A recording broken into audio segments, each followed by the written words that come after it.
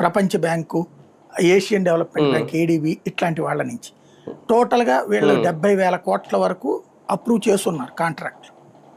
ఇప్పటికి 40,000 కోట్ల వరకు వాళ్ళు శాంక్షన్ చేశారు ఆ బ్యాంకులు. అయితే ఇప్పటిదాకా ఇచ్చింది 10,000 కోట్లు నాకు తెలిసినంత వరకు. 10-12,000 కోట్లు ఇచ్చి ఉంటారు. దశల వారీగా ఇస్తారు. కేంద్ర ప్రభుత్వం ఇప్పటిదాకా దాంట్లో ఇచ్చిందే లేదు. గతంలో 2,500,000 కోట్లు ఇచ్చింది కదా. ప్యాకేజ్ అది ఫ్యూచర్లో ఇస్తుంది. వీళ్ళు కూటమిలోనే ఉన్నారు కాబట్టి. మామూలు క్రిందటిసారి 8,500,000 కోట్లు ఎంతో ఇస్తారన్నారు అనమాట. అట్లా ఇస్తారు ఏదన్నా.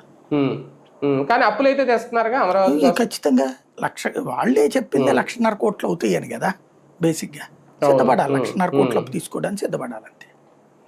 అంటే అప్పు కాబట్టి కేంద్రం కూడా పట్టించుకోదా సార్? ఇప్పుడు 5 స్టార్ హోటల్స్ లో ఇదేదో ఇటాలియన్ మార్బుల్ తేయించుకుంటేనే స్క్వేర్ ఫీట్ కి 4,500 మించి అవ్వట్లేదు అనేది వీళ్ళు చెప్తున్నమాట. అలాంటి 18,000 వరకు పెట్టారంటే కేంద్రం ఇచ్చే ప్యాకేజీలకైనా లెక్క అడుగుతుందా? అప్పు కాబట్టి మీ ఇష్టం అని చెప్పి అసలు కేంద్రానికి ఏంటండి సంబంధం దీంట్లో?